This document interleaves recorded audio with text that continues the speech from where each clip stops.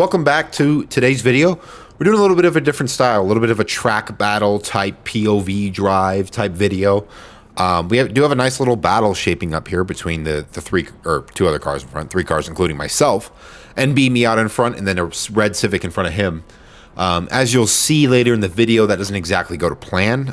We have some people that shall not be named, but the NB does have a little bit more power than me. We'll mostly be focused on him because we can kind of really see him and compare. But it's helpful. It's really, really helpful to look at your footage and to see like what line is faster. Where is he gaining time? Sometimes like the NB does have a little bit more power than I do. He's a little bit faster in the straights, so you kind of know that. But it's like what time do you make up through the corner? You know, who has the better line? Who has the better braking point? Stuff like that is very helpful, especially if it's a similar car, to compare like driving styles and try to get better. So you'll see we're coming up to the attitudes here, my favorite part of the track, and you'll see just how much I close on this NB. I don't know if he's not familiar or if he just took it, bad, got scared or something, but look at how much I close. Just braking later, taking less angle through the attitudes because it's such a light car. And I'm right on his bumper coming out. But you can see he does kind of just pull on me. That's kind of a short straight, so not the best example. But you can see kind of a certain train forming here that's not going to be super handy for us. But unfortunately, that's kind of just the reality of track days, is you're going to have some people that don't know the rules, that don't follow the rules. Maybe they do know them, but they don't care. But it's not going to stop us from having a little bit of fun here.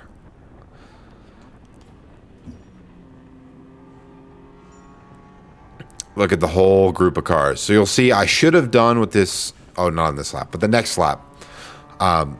A couple cars pull out into the pits just to get a little bit of space between them and the train in front. What I should have done, I do eventually end up getting past everybody, but you'll see. You'll see. Here we go down the mile-long front straight. Having to lift on the straight in a Miata is unheard of. Actually crazy.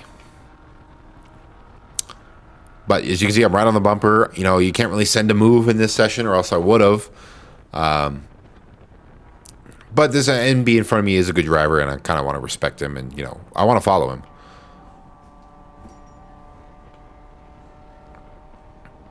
But you can see that Camaro pulls. Oh, well, it's a Camaro up front if you can't tell. But he pulls a little bit in the straight. Or she, I believe it was a girl. Obviously the Miatas can't keep up. Even if it is a V6, I think it was. But here we go. Miata on Miata crime. Pretty even through there. Flat out, obviously. I don't know. I believe I'm having to lift here and wait for the guys ahead. I could get a little closer, but...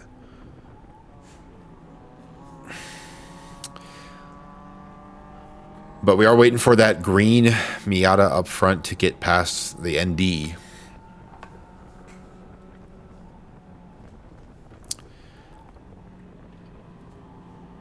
Really a nice line of slow cars here behind a much more powerful car, so it is a little frustrating.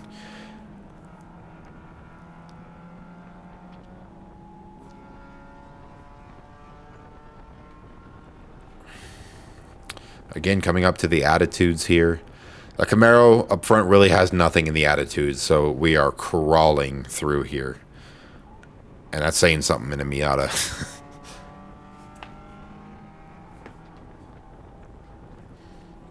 Just kind of moseying on through. Black Civic's pulling out, trying to look for a move. Doesn't happen.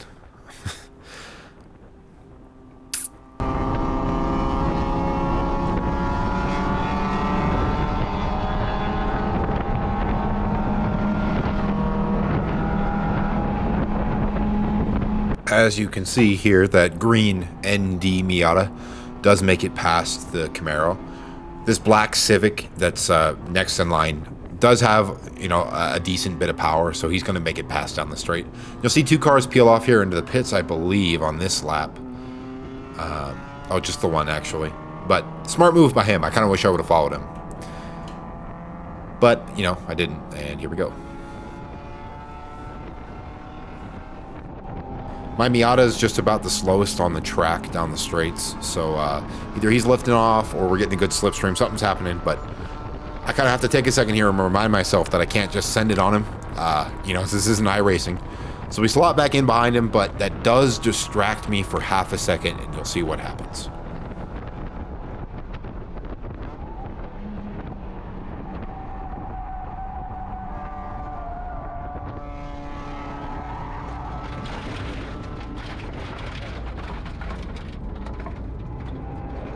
I'll let you watch that one more time, and it's a very good thing to learn from your mistakes. So see if you can spot what I do wrong.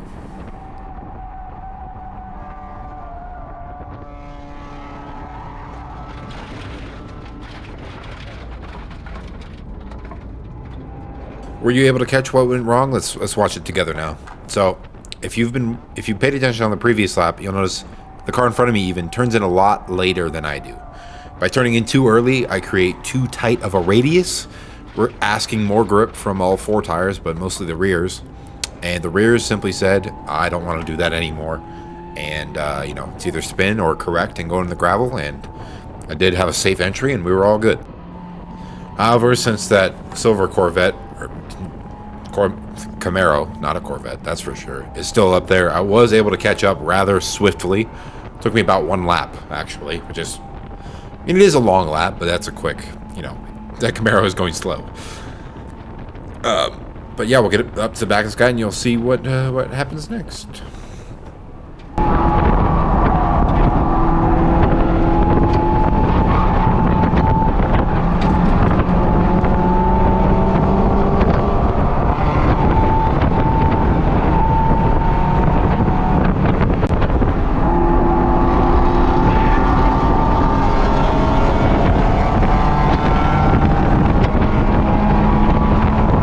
So you can see that the Civic gave me the point by. I'm not sure, you know, if he just wanted to let me go. He thought I was faster, or if he thought I had a better chance of getting past the Camaro because he tried already. I don't know. But, yeah, we're back on this NB. And, you know, I did have some notes for the NB driver, right? Like, if you're in a Miata, you have to put that car on his bumper to get him to get out of the way.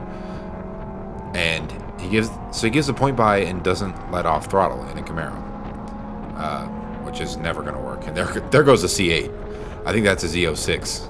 So that guy's gone. But as far as the two in front of me, we still got some games to play.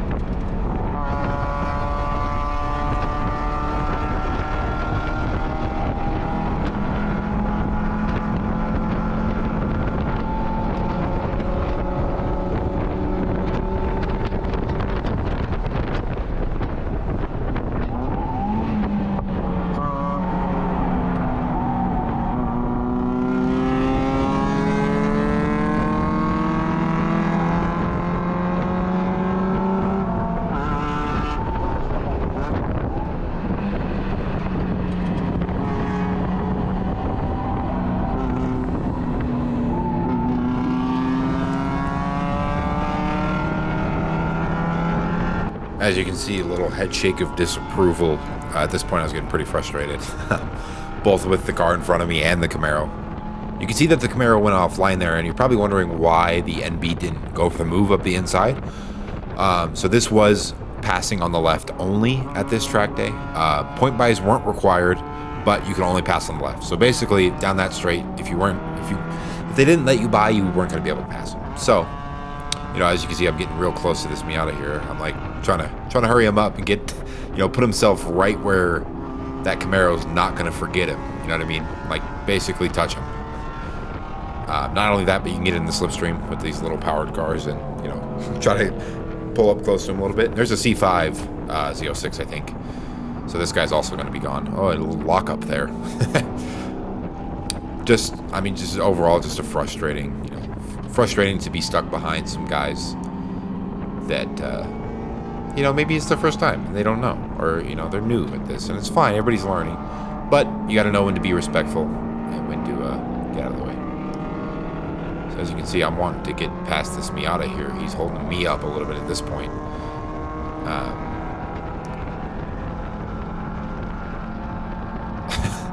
Just pure frustration right there. The Camaro not letting off. And I do believe that Camaro had an instructor in the car. So absolutely unbelievable stuff. As you can tell, sometimes the instructors don't know what they're doing either. Just how it is. But we get to be released, and now we get to go chase this Miata.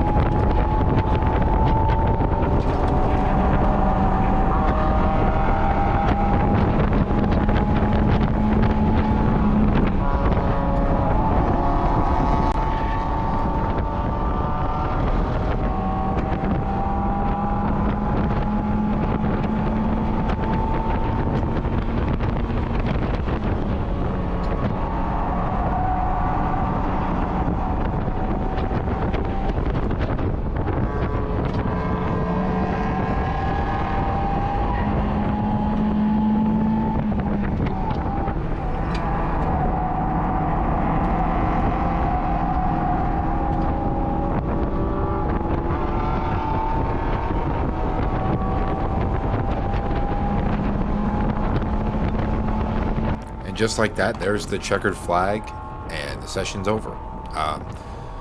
You do get to race all the way into the pits, so you pretty much get another lap after the checkered. But you can see that Miata is pulling away a little bit. I do believe he was on a slick tire, whereas I am on a semi-slick. So that's going to give him a little bit of an advantage.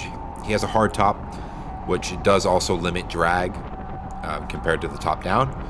So that also gives him a little bit of an advantage in the straights, and, you know, he still keeps that same Miata handling. So, but it's also an NB, and the NBs do make just a little bit more power. So it kind of makes sense, you know, the radius pulling away. In equal machinery, who knows? It could have been Lewis Hamilton, Nico Rosberg out there, but, you know, he did pull away from me a little bit.